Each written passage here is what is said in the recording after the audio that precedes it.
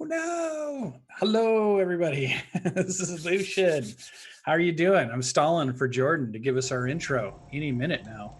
It's coming. He was messing with his microphone and his light. Hello. Okay. There it Yeah. is. I unplugged the microphone and it did this in OBS in Streamlabs on Wednesday, and I was like, I wonder if it's going to do it in OBS Studio, because I use OBS Studio for predominantly YouTube stuff and I use Streamlabs for Twitch stuff. So anyway, hello everybody, welcome to the Saturday morning D&D show. My name is Jordan with a silent PH in the middle, and I'm joined always by my wonderful co-host Sir Lucian over at Sir Lucian Gaming. Say hello, sir. Hello, everybody. Welcome. You know what? My mic might not be working. I'm looking at it. Mic's not working. What is going on? Oh, Can you? man. You can probably hear me on your side. Yeah. Because you're going through my desktop audio. There it is. I'm in. I'm All good. right. Welcome to the Technical Challenge Show, where we have a bunch of bugs. Gremlins. Yeah, it's not like we've done yeah. 125 episodes before, Yeah. so we don't really have any experience as we do this. It's just silly. We are a Dungeons and Dragons podcast where we talk about all things D&D and RPGs and just things that we find interesting.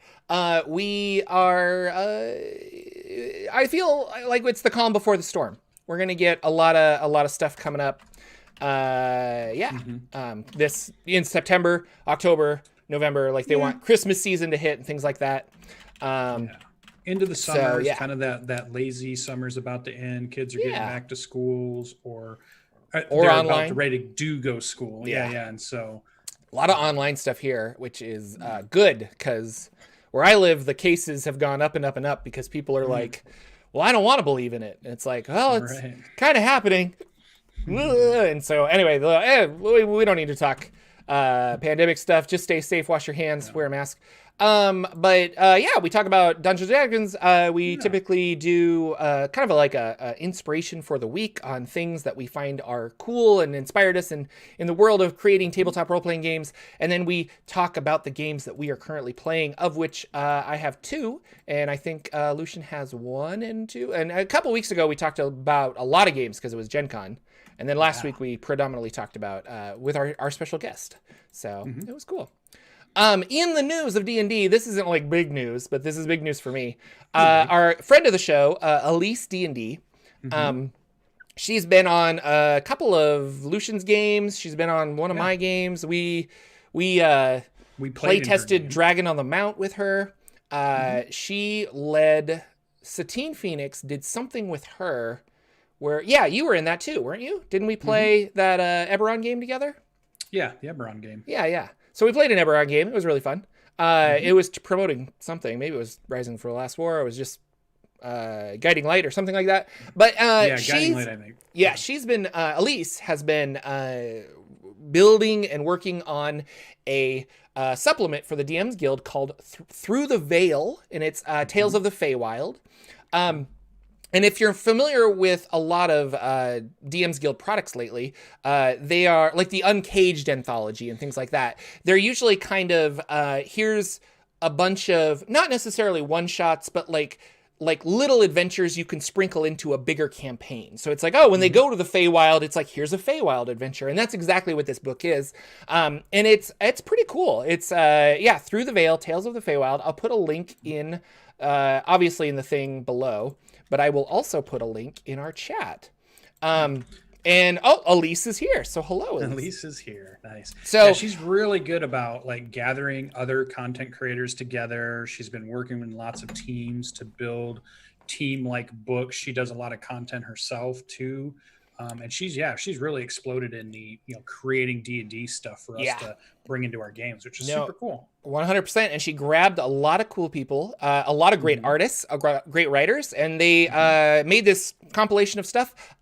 It's really fun. And and I feel bad saying this, I guess. I should just be like, Elise is my friend. I want to talk about this. But kind of the reason that we're talking about this is She asked me a long time ago to write the foreword for it. So I have a small little foreword at the beginning. I love the Feywild, like a lot.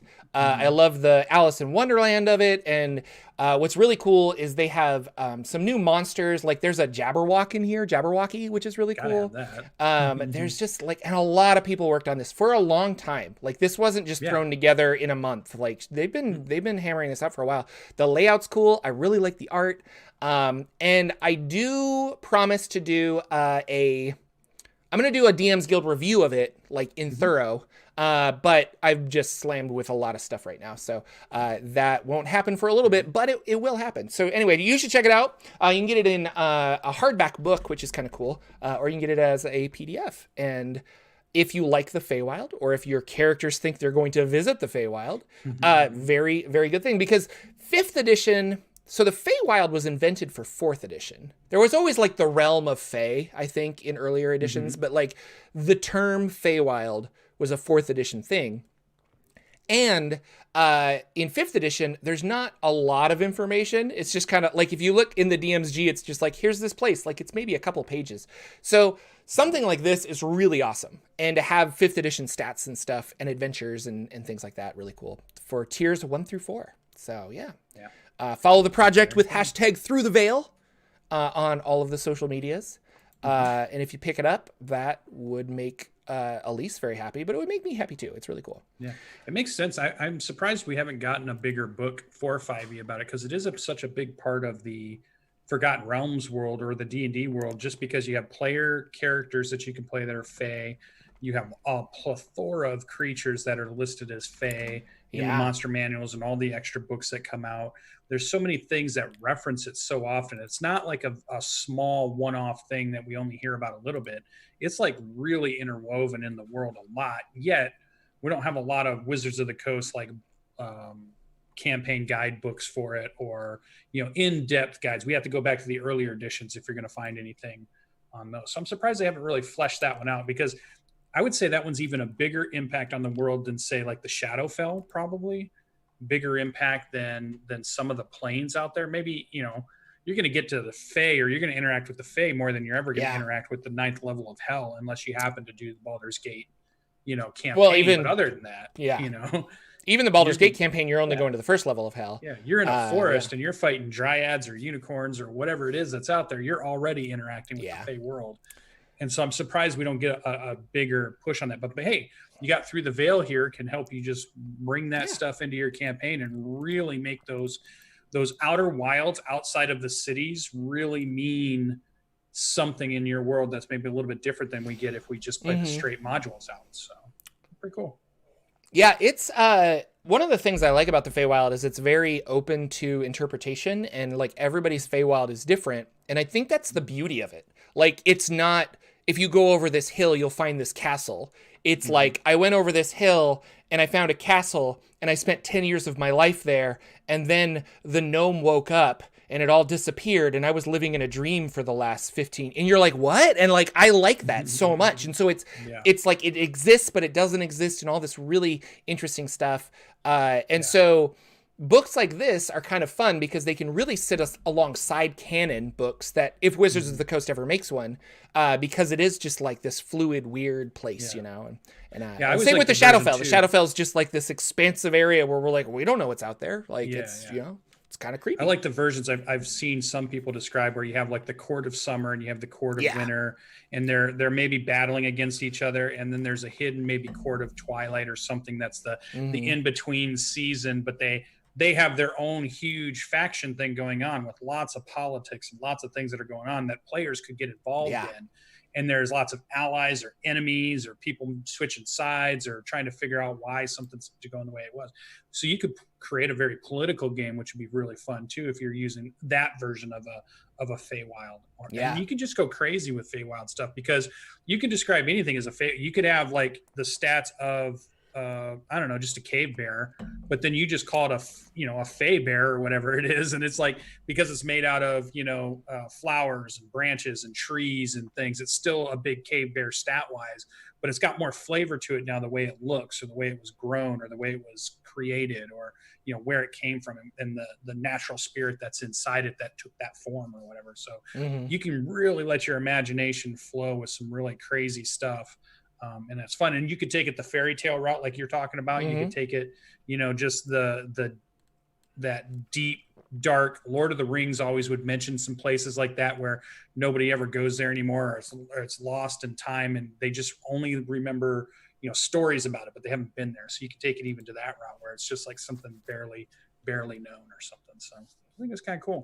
Yeah. I'm remembering a podcast I listened to a long time ago, and they did a Feywild adventure, and they had a autumn court, or like a palace of autumn, and it was like hunting themed. And I just, you think about that and you're like, you're right. You're like stocking up for the winter. So you're salting animals and you're storing grain and stuff. And they had like, hunting trophies, and it was this like, I don't know, it was just really interesting. And the spring one was very different from that, and the winter one and stuff. So, yeah, I don't know. I'm a big sucker for Alice in Wonderland, and there's a surrealist film I really enjoy. And there's a surrealist filmmaker that I like that was heavily inspired by, Alice in Wonderland, and so I just like those nonsense stuff. They're really fun, and I feel like D&D is a good place for that. It's kind of cool because it is just like, what do you want to do? So that is out now. You can get that in hardback. You should go check it out. Link in the doobly-doo. What else is going on in the world of Dungeons & Dragons? Well, just to keep a couple of dates in mind, they're not new announcements or anything like that, but we always like to make sure when stuff's coming out. So we did see the Curse of Strahd revamped coffin box. They call it the box set, but I guess we should call it the coffin set. And I noticed it came out October 20th, which makes sense. Because it feels like that would be right before Halloween. So you could get your box set that has everything in it with your props and your DM screen. And maybe you could run a, Curse of Strahd on Halloween night with your friends or family, or group mates that you play with. I think that'd be pretty fun. If you're huge into Curse of Strahd, everybody I know that's played it usually has really high marks about it. I haven't played it myself. Most people really like that. And then there's also that huge part of our tabletop community that love vampire-y stuff anyways, whether it's Dungeons and Dragons or not. So they love that too. So keep an eye out for that on October 20th. And then Icewind Dale, which we've been talking about quite a bit, Rime of the Frost Maiden, that's September 15th, which means, looking at my little corner here of my computer that tells me what the date is, that's only 1 month away, 30 days. Yeah. And we have Icewind Dale, Rime of the Frost Maiden sitting on our desks. So did you see that should be pretty cool? That'll be fun. Did you see that? We've been following the Amazon price because it was $100, and everyone was like, "That's way too much for this Curse of Strahd set." And then it went down to I didn't even see the price, $60, and now it's gone up to like $88. Like it's bounced back and forth a lot. Up. Sorry, people in chat are asking about the director. The director is Jan Svankmajer. That's who I was talking about. I studied him in college. He's really cool. But not D&D related, so we don't really need to deep dive into that just now. But no, the price went up. And so I was like, ooh, it kind of felt like maybe, like I didn't want it, but now I kind of was like, I should have got it at $60. That being said, I'm more excited about the minis. Like they're making Strahd specific minis. And if this is that iconic, like you could, I mean, we've ran it from AD&D all the way to 5th edition. People have converted it to Pathfinder. Like it's just this thing. Those are really cool minis to have because like you then have Strahd forever. Anyway, so I'm more excited about the minis, but they're not in the coffin box set, which a lot of people were upset about. But they're coming out at the same time on October 20th. So right, yeah, but they're not getting as much like hype, and I'm just like, they're clearly the cooler thing. But yeah, well, there's like a Terra deck of some sort that they have a name Taraka deck. Yeah, Taraka deck. They have little postcard handouts to be able to give to your players so they can see different things. It's got a DM screen to it for sure. So it's got some things for, some things you're getting tangible in your hands to be able to use. So kind of similar to like the Beatles and Grimm kind of stuff that they do with the, handouts and physical materials that you can use at the table to enhance your game. So it should be pretty fun. It doesn't sound like there's anything different about the adventure itself. So, it sounds like that's still pretty much the same. I feel like you get the adventure in the box set, Yeah. But I don't know if it's a hardcover book. I think Nope, it's more it's like soft, a soft cover. soft cover. And it's divided up, so you have like the adventure, and then you have another book that's the monsters and stuff like that. So I guess it's easier to kind of flip through, and you could have like, okay, I have the map open here, and now over here I've got the monsters. Oh yeah, maps and stuff too. So. Oh, and it comes with maps. I don't know. I don't feel like it's like this. It should have come out when Curse of Strahd came out, but they did not do that. So it's a little weird to have one later on. But you're right. But I feel that Beetle and Grimm, I wonder if they were pressuring them, where they're like, we kind of want to do more than one product a year, and you're only making like one big storyline a year. Like, can we? And so I wonder if they were just like, oh, and this is an experiment. Like, Strahd's very popular. I should say Ravenloft is very popular.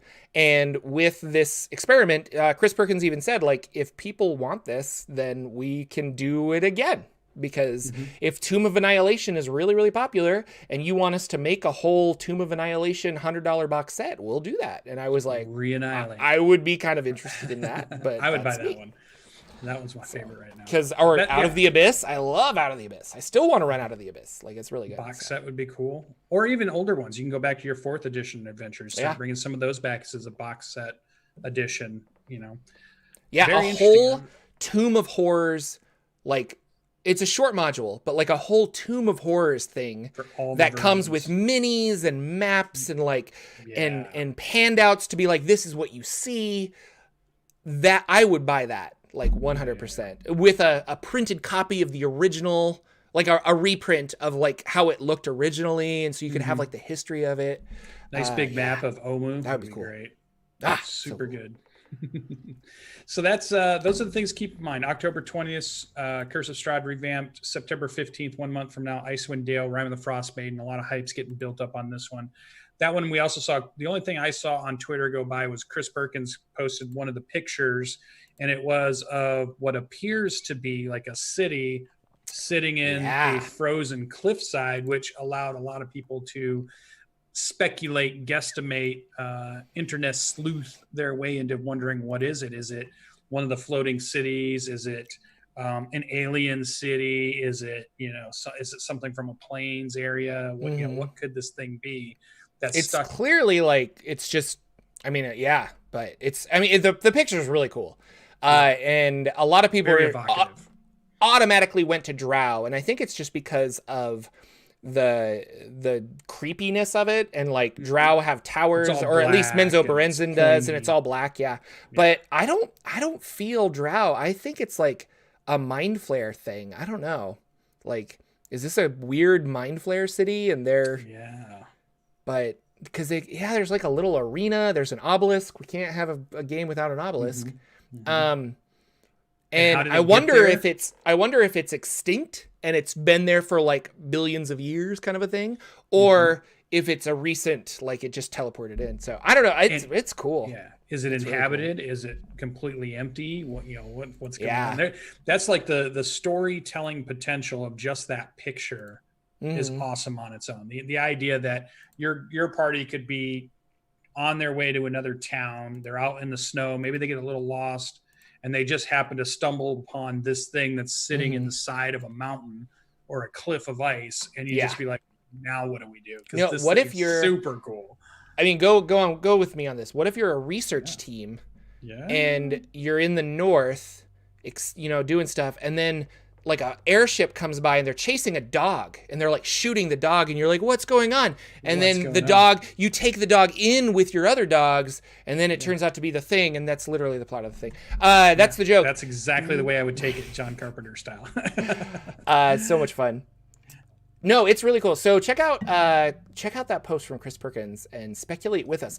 Some people think Netheril. There was a floating city. Yeah. There was a Netheril city. No, sorry. There was a Netherese wizard who left Netheril because he knew that all magic was going to stop, and he went to the Frozen North, and we've never heard from him since. So a lot of people are like, is he still kicking it up there? Is he dead? Like, we don't know. So that could be cool. There's been a couple of cities. Well, one of them teleported to the Shadowfell for a little while, but that city came back in a novel, so I think it's not that city, but like, I don't know.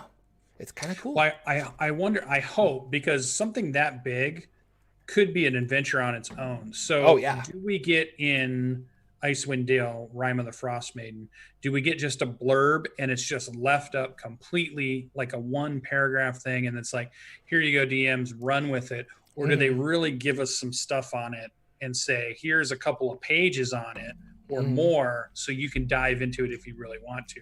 Or they leave it wide open? Because they're very notorious for, we'll give you a tidbit and then you can just take it from there, because that's not a lot of work on their side. We'll just give you the hook and then you take your hook and you run with it. So it might be something like that. But man, I would love if they've got 3 or 4 pages of what's went on, the history of it, what's there now, and then you can fill in all the stuff you want as a DM to say, okay, now I'm really excited about this thing. Yeah. More than just maybe just a sentence or a paragraph that says they see a abandoned city in the cliffside, or whatever it might be. So very cool. I'm excited for it. It gets me more excited. I like the idea of Icewind Dale. It's funny too, because I was looking at their product page and they had Baldur's Gate and Icewind Dale computer games, right? So we've now had tabletop campaigns that have covered Waterdeep, Baldur's Gate, Icewind Dale. I guess really the only one we haven't had in 5th edition, we haven't really had one called Neverwinter and then something, right? So I guess that's really the only one we're waiting on. Or what's the other big city out there that they could do? Maybe Silvery Moon might be a pretty, I mean, there's one that lots people of have cities, heard of, but like ones that are popular enough that. Oh, well, the video games are going to make them popular. So it's going to be Baldur's Gate, Waterdeep, and there's not I don't think there's a Waterdeep video game. I don't think like, there that's is, just the biggest city on the Sword Coast. Yeah. The 3 I can think of were Neverwinter. But Neverwinter's huge, yeah. Baldur's Gate, Icewind Dale were the games I remember playing. So, yeah, very cool. I wonder, well, the Neverwinter MMO's going on. I wonder if they're going to make another Neverwinter game. And because these are all, it didn't have to be called Baldur's Gate Descent into Avernus. It should have just been called Descent into Avernus, because that's what it is. Yeah. And like the first Baldur's Gate thing is kind of superfluous. But and I feel the same thing about this. This should just be Rime of the Frost Maiden. You might start in Icewind Dale, but they're doing it as like a tie-in. So maybe they're about to announce an Icewind Dale game. I don't know. Computer game. You never know. Yeah. We'll see how Baldur's Gate does. The Baldur's Gate 3.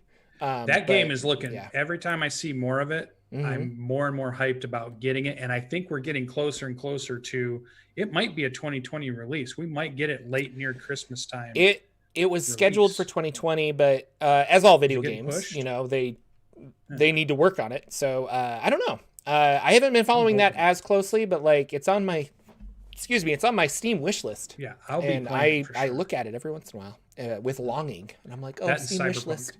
Those are my two games I'm waiting on. Boy, tangent. I got a new game called Time Spinner. I like old looking games, and this is a 16-bit platformer Metroidvania game. So much fun. I haven't had a lot of time to play it, but you like those platform games. I do. I like Metroidvania, and it's like really Hollow Knight, so good. Anyway, this one really, really good. Super fun. Very cool. There was a D&D survey that came out. I took it. Did you take it, Lucien? Yep. Every year they send out 1 or 2 of these, and try to take them to give my input, just so that it's not just the loudest crazies on the internet giving them input. Yeah, and this is a moderate view. This is the overall kind of the direction we want D&D to go. This is not like the playtest ones that they usually have. So and it was weird because a lot of people were saying like, hey, what is this? And they're like, oh, well, you're giving them free market research is what it is. Like normally people pay for this, or they send out people to go to stores and be like, what do you like about D&D? Or they do this in movies all the time. Like you leave a movie and someone's there to be like, what did you think of the movie? Would it appeal to like 10-year-olds? And you're like, I'm leaving. So there were people on the internet that were just like, you're giving them free market research. It's not good, or don't do that. And I'm like, I don't really see the reason why we should or should not do that. It's my life. But one guy, and granted, this is just one tweet I saw, said that overall Hasbro hasn't had the most profitable year, but we have the pandemic and stuff going on. So it's kind of like, okay. But D&D is doing really good. So I wonder, they were thinking that this whole thing was pushed by Hasbro to be like, D&D's doing well, how can we make it do better? And we can make it do better if we simply understand what the fans want. And so it came down to for me, and maybe you can chime in if you feel differently, Lucien, but it came down to no, I won't. Which campaign settings do you want to see? Like Planescape, sure. Dark Sun, like what has the most, chutzpah for you? Like, what do you want? Spelljammer. Do you prefer digital or physical content? So they want to know, like, do we really need to double down on this D&D Beyond stuff? Do we really need to double down on print stuff? Especially with the virus. Like, do you want us to make, like they have the Roll20 version of all this, but like, I wouldn't be surprised if they're like, hey, we want to make a tabletop, a virtual tabletop platform that is integrated with D&D 100%, because Roll20 released, this is in our notes, but Roll20 released their stuff. And again, over 50% of all the games played on Roll20 are D&D 5th edition. And it's overwhelmingly like the quality's D&D. Great. So, well, I'm just saying, like, you can play a lot of games on Roll20, but like they're clearly, I mean, lots of people play on Roll20, but to have over 50% are just one game, like that's kind of crazy. So this is the questions that were on it were on the same one a year and a half ago or 2 years ago. They were nearly identical, not too much different. So for the people that are looking at this to say there's something about this year that's different and they're running the survey felt very similar to me as any of the other ones they ran. So I think they're trying to stay ahead of when are book sales going to die.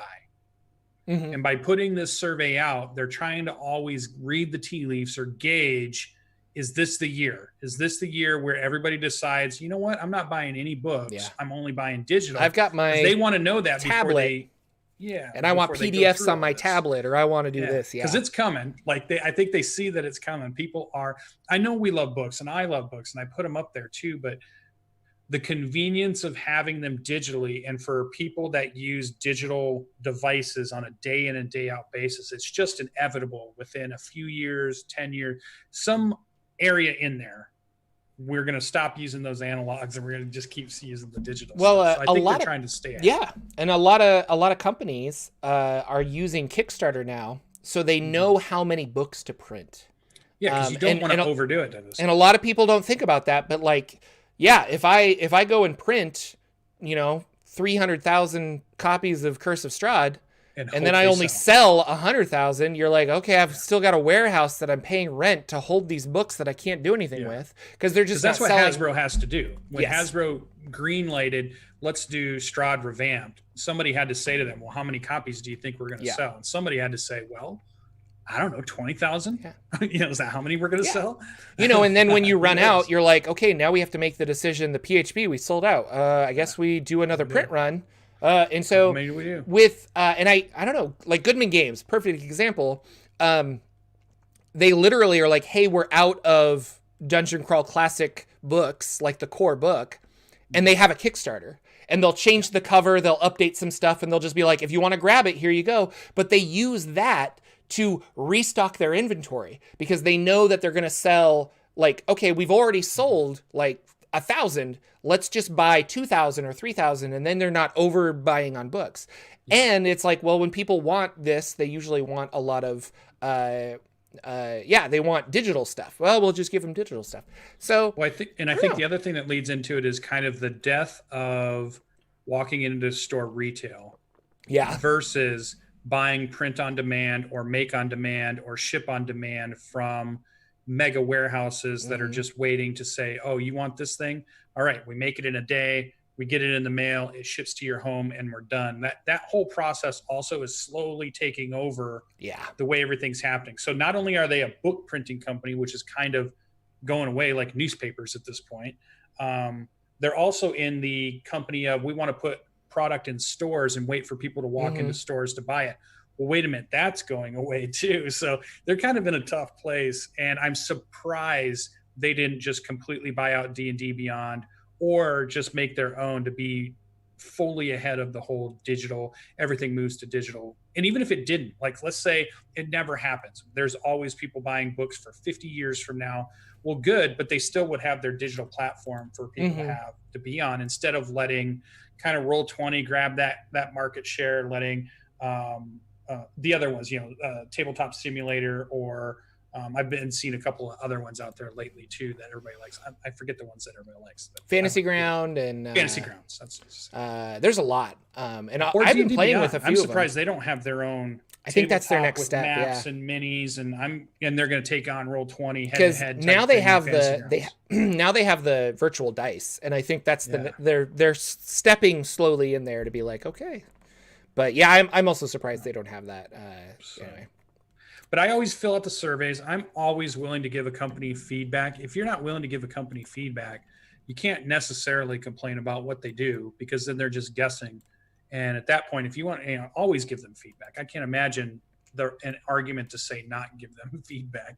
I want them to know what I like. I want them to know what I want them to take it as this is me personally, not as a big whole group put together or anything. It's just like, okay, these sets of people, they really like this thing, and this group of people, they really like this one thing, and not just I represent how many things were bought. Thousands of people though, so like I'm special. Jordan can be that way.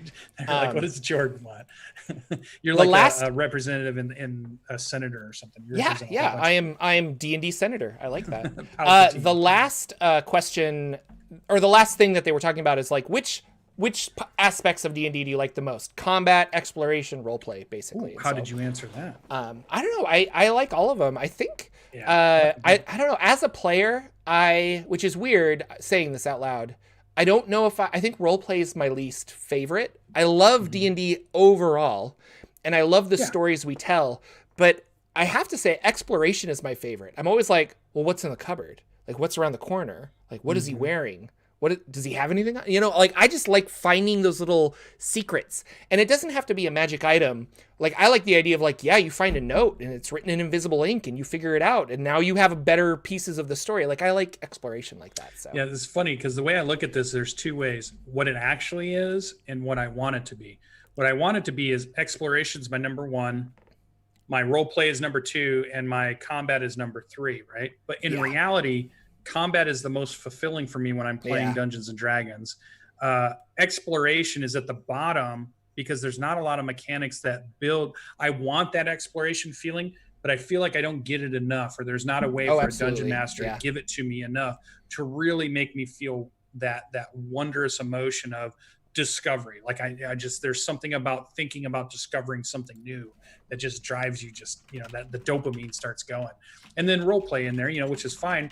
It's fun to play, but I don't necessarily need to be, voices. I don't need to be 10 different personalities because I'm playing in 3 or 4 different campaigns. Those are fun, but the reality of the fun I get out of that is very centered. But combat, whenever I play combat, I'm satisfied because the mechanics work, the game works. It's fun to defeat things. It's fun to try to outthink things. It's fun to think about ways to move around on the map. I just love it. That's the most fulfilling gameplay part of Dungeons and Dragons, the way it's set up. So other games are not that way. You play Kids on Bike, and it's totally different. It's like combat's nothing in Kids on Bikes, but there's no initiative. Exploration, there's just like great, those are huge. So so it's really different depending. But in Dungeons and Dragons, it's, for me, I want it to be exploration, then role play, then combat. But it actually ends up being combat's the most fun. Role play is pretty good, and then I wish we had more for exploration. I wish there was something mechanically that was happening that drove the fun for exploration. So, but good survey. Yeah. And then the last thing, which came out of the blue for me, I just saw it this morning. I don't know exactly what happened or what's going on, but Kate Welch announced on Twitter that she has left Wizards of the Coast. And specifically, she said, I was very lucky to enjoy working here for the better part of 3 years and working with some of the smartest and coolest folks in the biz. I'm not sure what comes next, but I'm excited for the future. And I don't know if this is odd. She used to tweet a lot. And this tweet came yesterday, but the tweet before this was June 25th. Like, she didn't tweet for like an entire month.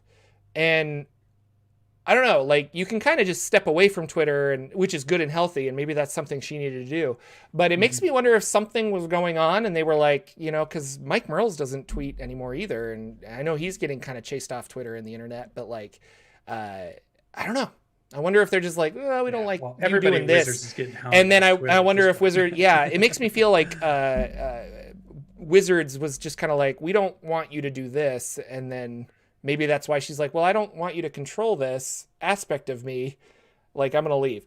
So, I don't know. But I'm kind of sad. Like, I liked her influence on stuff, and she's a cool lady, and so who knows? But she'll obviously keep doing cool stuff, and so yeah. Anyway, follow her on Twitter. I liked her energy she had, especially in the early days. I love the show she was doing with Nathan. And we never know. We could speculate anything. It could be she has a different career option that she wants to explore. It could be some family thing going on that now somebody has to step back from the job they have to do. Who knows? Yeah. What the and I'm not trying to unless they tell us.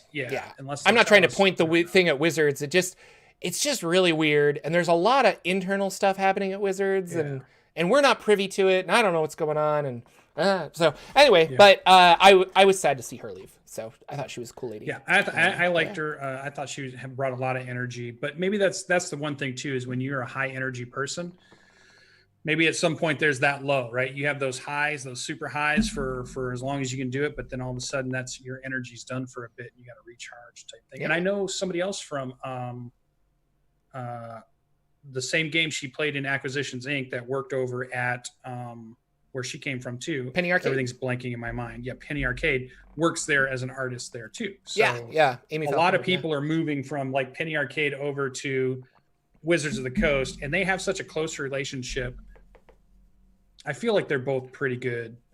I love because of Acquisitions Incorporated, they have a really good But I mean, I kind of trust Jerry Holkin's kind of read on people. I trust Mike's read on people. I don't think they'd be doing a ton of business if they weren't working with really good people. And I think that's what Wizards of the Coast are, good people. So we'll see. Hopefully we'll see her in the same space. Maybe hopefully she's not done with role-playing stuff. Maybe we'll see her in another TTRPG. Maybe she'll go join Matt Colville. Matt Colville's building out his studio and doing stuff. Or maybe she'll go with Pathfinder or one of the other big companies that are out there, and we'll see her some more. Yeah, cool. Sounds hopefully. That's all the news I had, which leads us into our wondrous section called Bardic Inspiration. I didn't play it this time. I was ready with the noise. So good. Somebody else said that Satine had stepped away from Wizards of the Coast. That was a long time ago. But Satine Phoenix, who used to be their community organizer, she left as well. And that was to start Guiding Light. Like, she just wanted to I think she wants to be her own boss.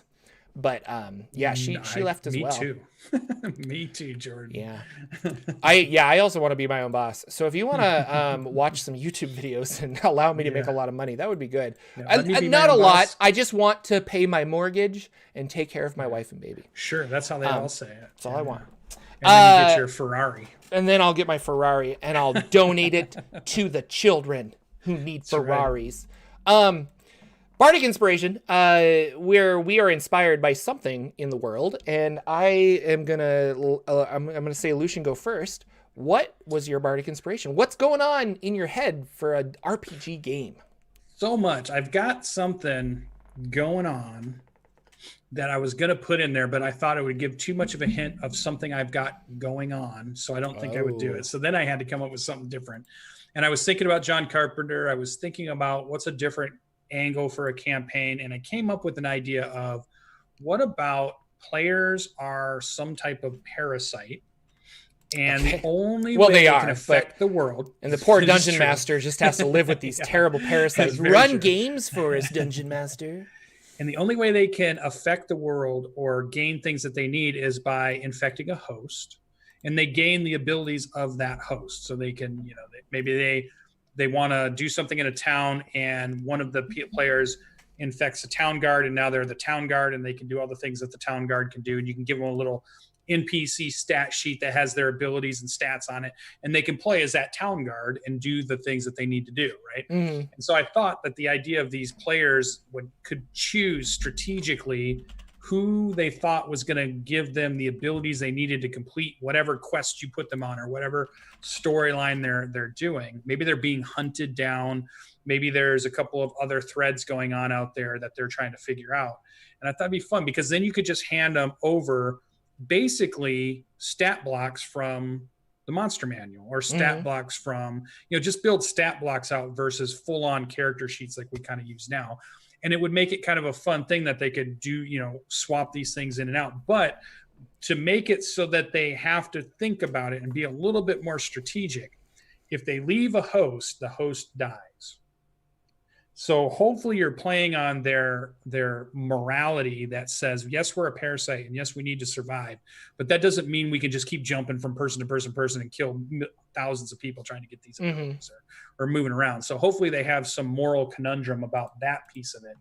But they know they need powerful abilities at times. So sometimes you could be a parasite of an owl bear, or you could be a parasite of a dragon or something, or you could be a parasite of a whatever, to get the abilities you need to try to continue staying ahead of what's hunting you and solving whatever mystery you put into the campaign. So that was kind of the idea of, you're not necessarily a single character, but you're jumping around to these different things that you can play and role play out and stuff. Yeah, well, and I like this idea. Specifically, there's a 6th level wizard spell called Magic Jar. And your body falls in a catatonic state, your soul leaves, and then it goes and inhabits another humanoid within 100 feet. You could... I like this idea where you could be like, hey, I want to have a whole campaign where a wizard casts Magic Jar and something went wrong. And now your entire party are these like ethereal spirits that have to figure out, how do we get back in our bodies, but they can possess people and like interact as those people. And so they're trying to solve a mystery of why this happened to them. And then that's the same thing. They get to keep their intelligence, charisma, and wisdom, but you hand them cards or like, here's your new physical stats. And like, cool. Like you now have dark vision because you're in a drow, or you now have this. Kind of cool. Like that would be kind of a fun, I like that idea. Yeah. And and then add something that hunts them down, that knows about them, that keeps pressure, keeps them moving forward and not just settling in. Never allows them to settle too much. They have to stay focused on what they're doing and either getting back to what they're supposed to be, or finding a safe haven, or trying to understand why they are the way they are, or whatever, while being hunted. Very similar. Like if you watched Umbrella Academy, we just finished that last night, season 2, and it was such a good show to watch on Netflix. They're being hunted by the Bureau. Is just a cool mechanic to keep pushing you forward and keep the pressure built up on you. So I like that idea. So, but that was my bardic inspiration, the idea. And what I liked also about it was the ability to give your players the ability to really stretch their imagination and play different things, or have to solve problems with different sets of skills and abilities. Because one night they might be in the guard, like we said, and they have guard-like abilities. But then by the next session, they've inhabited, like I said, an owl bear or something for whatever reason. And now they have to figure out how to solve the things they're doing with those sets of skills and things, which are very different from the sets of, the guards or the magic user, the sorcerer they take over, the barbarian or whatever. So I thought it would be pretty fun. And just handing those little cards out would be fun if you made them, like you laminated them out, and maybe you just, had them done up pretty good. You could just hand them out real quick, and then people were off and rolling. So that almost sounds like it'd be a fun, like single card RPG in a way, like very simple rules, but then the fun of it is that you're changing bodies all the time. And then, the dungeon master's throwing out new cards. So not even like a 5th edition mechanic, just like that. So I don't know. That's really cool. So what about Jordan's bardic inspiration? He must have had something. Him. So I've been world building and making a map for your world, difficult. And there are a lot of public tools that I say public, free online tools that allow you to create a whole slew of magical worlds and comes with cities and populations, and it's really cool. And then I was thinking about some of the other methods that people do is they put like beans or rice and they'll just like move it around on a page and be like, this kind of feels like a good map. And then you trace it and stuff. Well, so my wife we were playing with the baby and she was trying to have like an activity for him. And so she put a canvas in a plastic bag with some paint in it. And then he could like squish around the plastic bag on the top and make like a little finger painting, but not get a bunch of paint in his face and eyes because he's 9 months old. So my 9-month-old baby made this painting. Campaign World. And I thought it was really cool. And so I was just like proud of my little son because I'm proud. He didn't know what he was doing, but it's fine. So I took it and I put it on Twitter and I'm like, isn't this cool? And everyone's like, that looks like a campaign map. And I was like, it kind of does. And so the more I was thinking about it, I was like, should this be my world? Like I've kind of got like deserts and green and oceany beaches, like the way the colors are. So that's a thought. I might do that. And so it got me thinking, like, why don't you have your dog paint you a world? Like, why don't you have your baby? Why don't you have something like that? And I guess my bardic inspiration overall, I was thinking, I'm trying to control so much of this, but allowing like the players to make the world or allowing your neighborhood kid to do that. I kind of, you can really extrapolate on what they're doing. And it's kind of cool. I want the parody video of Jordan selling a new product about creating campaign maps, and it talks about buying your own 9-month-old baby that does the thing, but you do it with straight lace. This is an actual product, and you buy it for $99.99 subscription a year. You too could have your own 9-month-old baby build campaign worlds, and then that little asterisk where it's really fast, and it's like so 9-month baby lasts only 1 month and then becomes 10-month baby. No, it's fun. So I don't know, I like that a lot, and just spilling coffee or tea and building a world like that, and I think that's much more organic and interesting and fun. And I don't know, WA's D20 Nate from that YouTube channel, he does a lot of map stuff, and he makes really cool maps. And I think he has a couple videos on just like, let's make a map with beans. Let's make a map like this. But I never thought about this, but I really like that. And so that might be my world map that I create.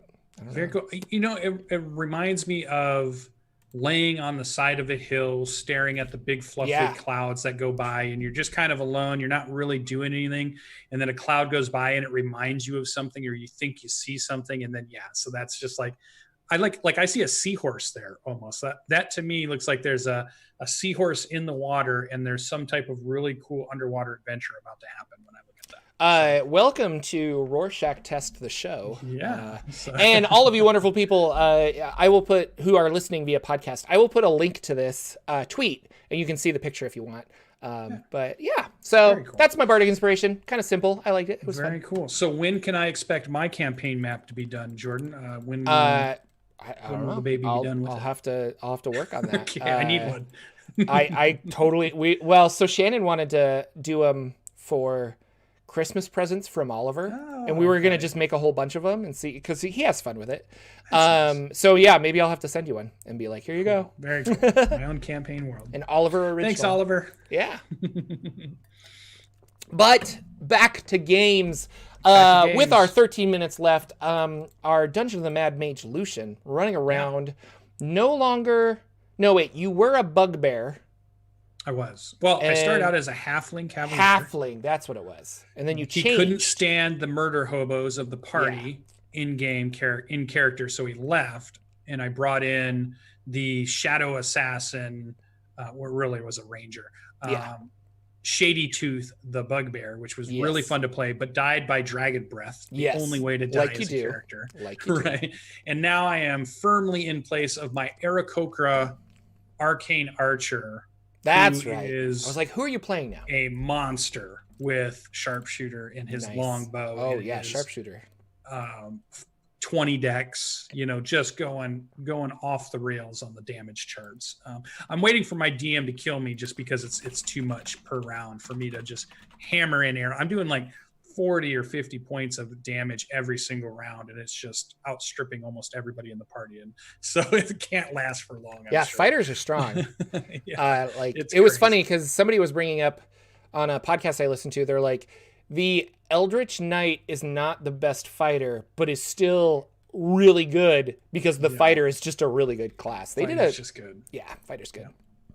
And when you put in some of those feats that let you add +10 to damage because you take a -5 to accuracy, but I get a +5 to accuracy just because I have a 20 dex. So all of a sudden It's crazy, but I love it. But I do want to point out, this is the Dungeon of the Mad Mage. This is not Dungeon of the Angry Mage. This is Dungeon of the Mad Mage, in the fact that he's pretty crazy. And so there's lots of crazy stuff so far in this very first levels, lots of funny humor in this. So if you want to play a game that has a lot of funniness to it, and also just random things that make no sense, well, it's the Dungeon of the Mad Mage. So of course there's things in there that just make totally no sense at all, right? So it's really cool. You can dive into that whole thing. Yeah, good old Halaster. Did you how far are you in? What level? Well, we're mapping the levels. And so we found the stairs down to second level about a session or two ago. Okay. And we could have went down like I think a normal party would have, but we're mapping it for Acquisitions Inc. They want a map of all of the levels. So we didn't go down, and we're mapping the entire thing. So we're hitting everything. We're hitting every trap. They're really big maps too. And they're huge. Yeah. And we've just come into a really cool, big monster, big fight. Like this one's going to be the test for sure. Could be a group wipe. It has the potential to be a group wipe. There's the big enough creatures in there. I don't want to spoil anything for people that are going to play it. But it's fun.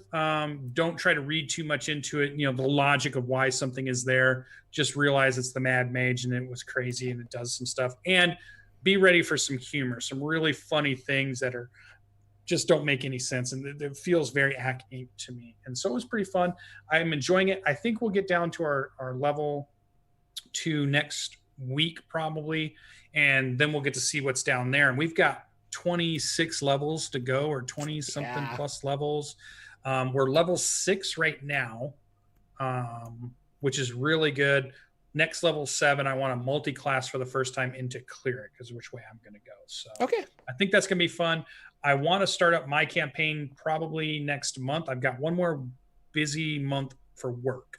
If I can get through this, I've got everything handled, and I feel like I can get my nights back from not studying the software and get back, because I'm really itching to get back to Revenar and kick it back up. And I'm going to structure it all around my dwarf who wants to create his own mine.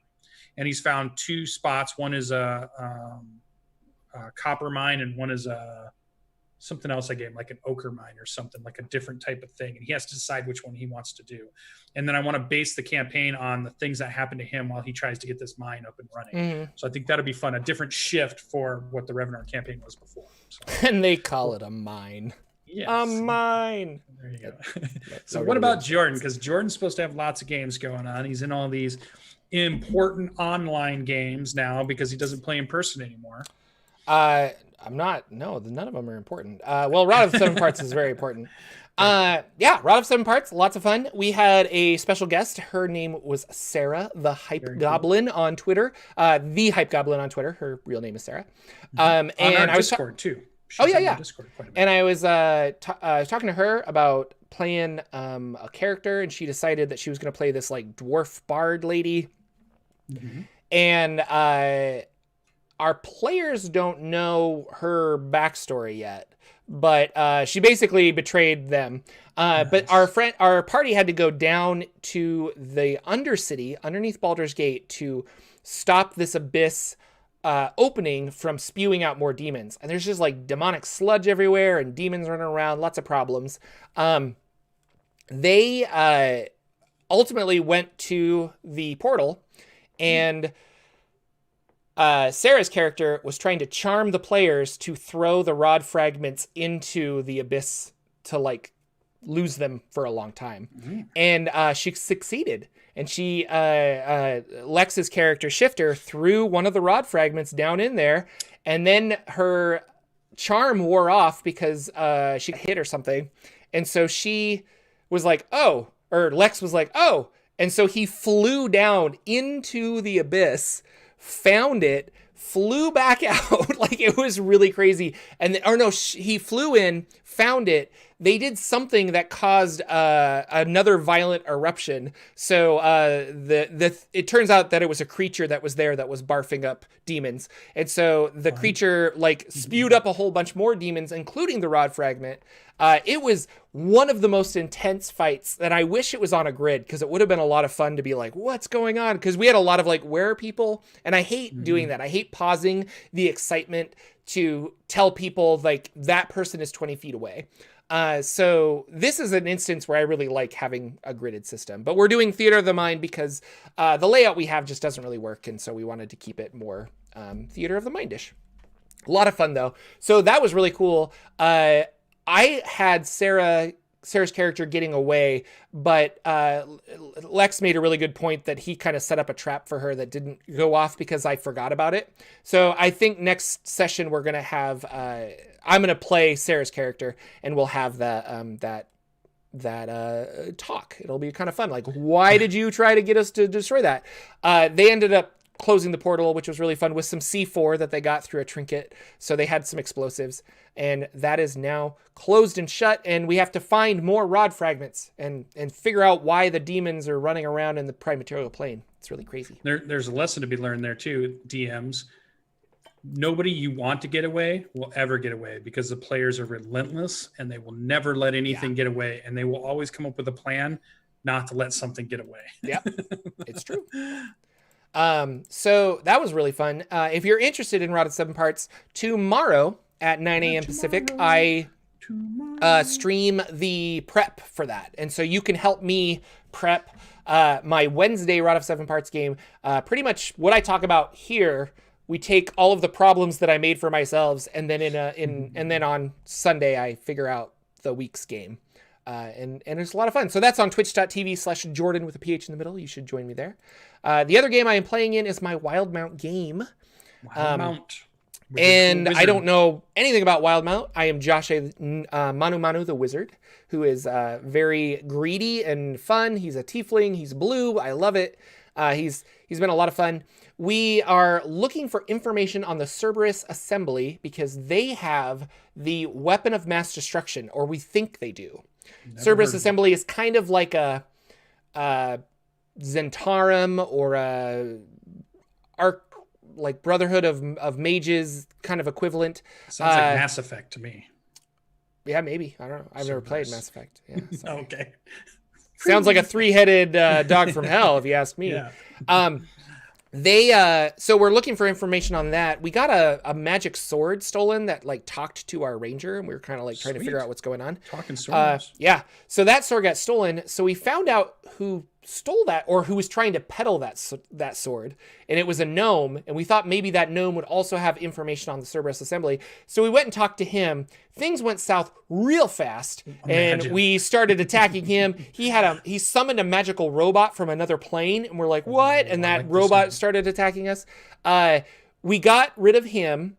I picked up a bag of marbles off of the guy. That turns out that these marbles are magically linked to the golem, this robot. So now I have a pet robot, and he listens to me, and it's really exciting. Because you have marbles. Because I have marbles. The guy's like, I've lost my marbles. And I'm like, it was a lot of funny jokes like that. So I have this robot that follows me around. We also found out in the back, he had the sword that he stole from us, and he was pumping energy into it or siphoning it away, and it was over a magical a cauldron full of boiling stuff. And we were like, what's happening? So as I was trying to disable whatever magical contraption he was doing, I accidentally knocked over the cauldron, and a large golden orb thing rolled out. The sword disappeared into the vat, and we think it was transformed into that. We're not really sure. Our ranger ran up and touched it, and I think the sword possessed her because it disappeared. And from her perspective, she's in like this weird darkened plane. But from our perspective, she like stumbly walked like she's never really known how to walk before, and was like walking over to things. And that's where we ended the session. So I'm really curious as to what is going to happen. Also, we murdered a gnome. Granted, he was real bad. So now we're in a big city. There's murder. I don't know what's happening. I stole a robot. You can't hide a robot. What am I going to do? So we're up a creek without a paddle. I'm not really sure what's going to happen. But I'm having so much fun. I never get to play in a longer game like this. I am a character that I really love.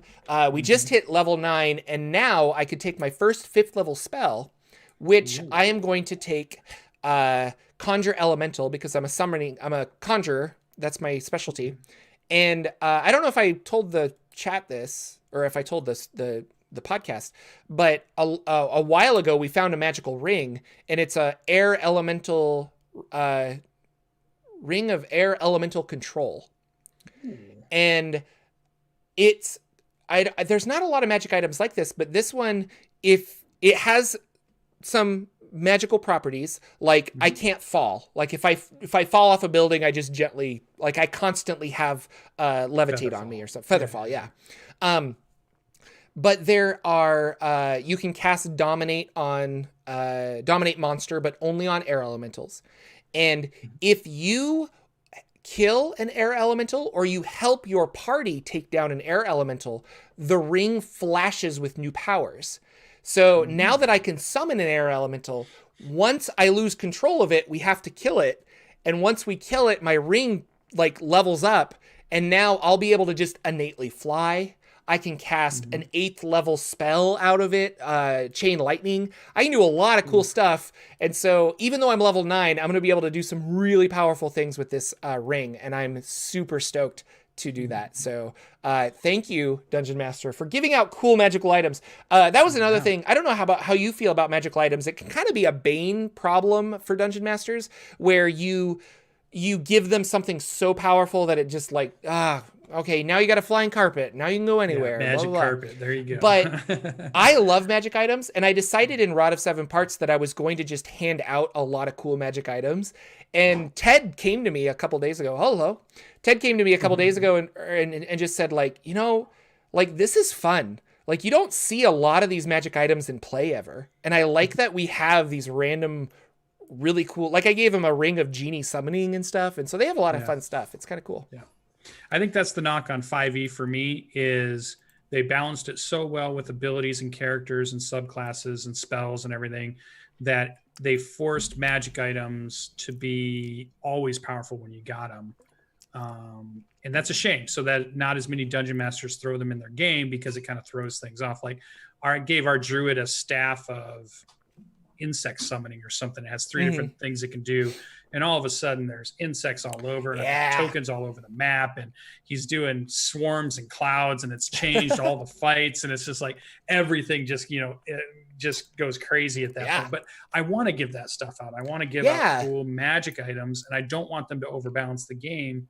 I wish that there was a way that they had balanced magic items in so that we were willing to give them out more. So that's the only knock I have on 5e. So maybe 6e, they go the other way and they make magic items really cool, really special, and we start using them a ton more than we do in 5e. Yeah, it's I don't know. I like magic items, and it's like the Rod of Seven Parts is in itself a very powerful magic item. And that has also been fun because Lex has been using magic to conceal the rod fragments, but he's saying like, you know, like I have to spend 4 or 5 spell slots to keep this thing hidden. But at the same time, I get all these really cool abilities just from the rod itself. So Mr. Dungeon Coach popped into chat over here on YouTube. Hey, welcome, Mr. sir. Dungeon Thank Coach. You for joining us this morning. That is our show. We're gonna take off. Lucian has to eat. We're done. He's hungry. 1 hour. He's a hungry boy. No, Jordan always likes to end on time. He is very punctual. And we're 2 minutes over, and it's just driving me insane right now. Ladies and gentlemen, that's our show. Thank you so much for watching. Thank you for liking and subscribing. Thank you for rating this on iTunes so that we can get a wider audience. We really love having you. Be sure to check out Lucian's Twitch channel. He's doing you are streaming Dungeon of the Mad Mage on yours or Danimals? Danimals, but you rehost it, so people go to your Twitch. Our Australian Dungeon stuff. Be sure to do that. Follow me on Twitter or Twitch for dungeon prep videos tomorrow. And lately I've been doing some map making stuff, which has been kind of fun, just when I have free time, which is never, but when I do. Maybe I'll do some map making tomorrow afternoon. I'm very excited for the videos that I'm going to create. And following this, I've got a camera set up and I'm going to go record some videos. So I hope you guys are excited for the YouTube channel. Take care, wear a mask, be happy, and we will see you all in next week with another great episode of the Saturday Morning D&D Show. Goodbye. Bye.